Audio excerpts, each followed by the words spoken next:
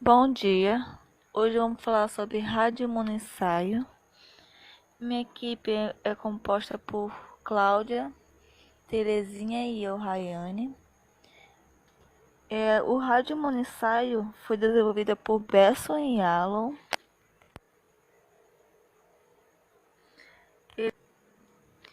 Ele é um dos métodos mais sensíveis para análise quantitativa das reações antígeno-anticorpo por meio de competição. Quem ganha essa competição é aquele que tem maior concentração ou maior quantidade. O radioimunoensaio é uma técnica baseada na aplicação de anticorpos e princípios de radioatividade para medir a concentração de antígenos presentes em determinadas amostras. Essa técnica utiliza compostos com atividade radioativa, por exemplo, o iodo radioativo, que emite raios gama. A esses compostos radioativos são complexados com antígenos de interesse, sendo que são formados antígenos radioativos ou antígenos marcados. Sendo assim, são preparados tubos contendo quantidades fixas de anticorpos primários para o antígeno.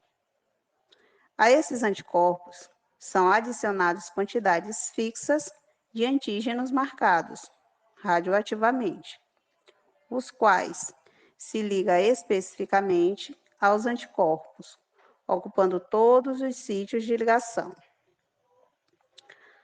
Após a ligação dos antígenos marcados com os anticorpos primários, são adicionados à mistura uma amostra com antígenos não marcados, de concentração desconhecida. Esses antígenos são idênticos aos antígenos radioativos, com exceção da atividade radioativa. Por isso, há uma competição pelos sítios de ligação dos anticorpos entre esses dois antígenos.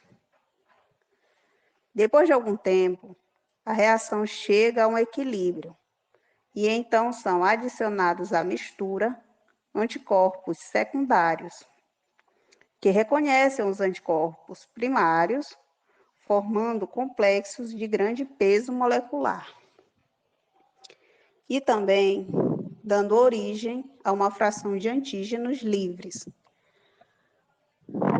Após a adição desses anticorpos secundários, a mistura passa por um processo de centrifugação, que separa a mistura em uma porção livre, formada pelos antígenos livres, e uma porção ligada, formada pelos complexos. Depois da separação, então são feitas as medidas das radiações de ambas as frações, ou seja, da fração livre e da fração ligada, por meio de um aparelho.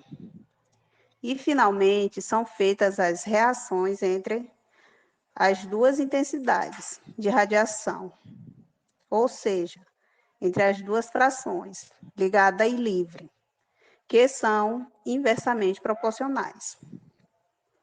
Quanto maior a radiação da fração ligada, maior vai ser a concentração de antígenos marcados, ligados aos anticorpos, o que indica, portanto, que a concentração de antígenos não marcados na amostra é pequena.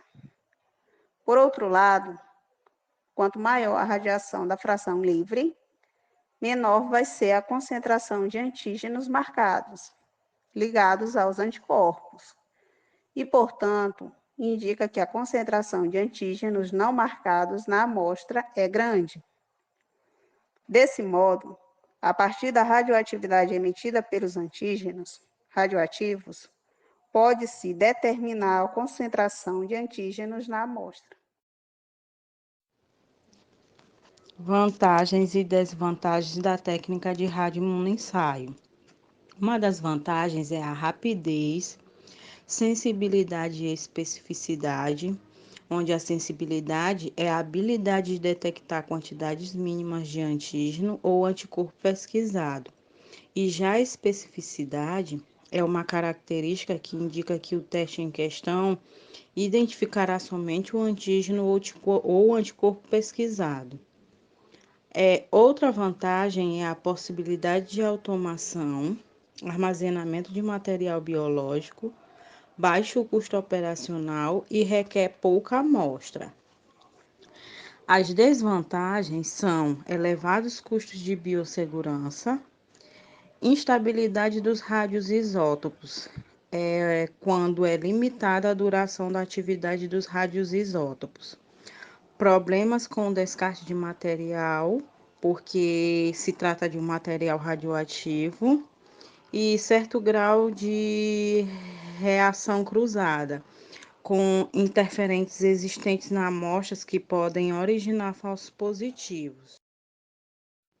Marcadores radioisótopos são átomos ou moléculas marcados isotopicamente e cujos átomos estudados são radioativos, sendo o tipo de marcador mais comumente utilizado em testes, pois apresenta baixos limites de detecção.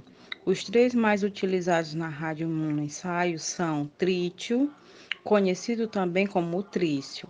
É um dos isótopos do hidrogênio e de abundância vestigial. É um isótopo radioativo que apresenta uma meia-vida de 12,32 anos. Seu núcleo atômico contém um próton e dois nêutrons e emite uma radiação beta, onde essa radiação ela é ionizante, emitida por certos tipos de núcleos radioativos, também muito utilizada em dosagem de esteroides. Carbono 14, também chamado de radiocarbono, é um isótopo radioativo natural do elemento do carbono e recebe essa numeração porque apresenta o número de massa 14. Contém 6 prótons e 8 nêutrons. Entre os 5 isótopos instáveis do carbono, o carbono 14 é aquele que apresenta uma meia-vida maior, que é de 5.730 anos.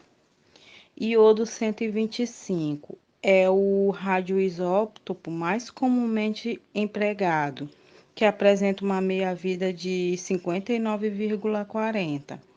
Liga-se facilmente aos resíduos de tirosina das proteínas e produz uma radiação gama, que é um tipo de radiação eletromagnética de alta frequência, produzida geralmente por elementos radioativos. Tem uma estabilidade menor que o trítio e é muito utilizado em dosagens de hormônios proteicos.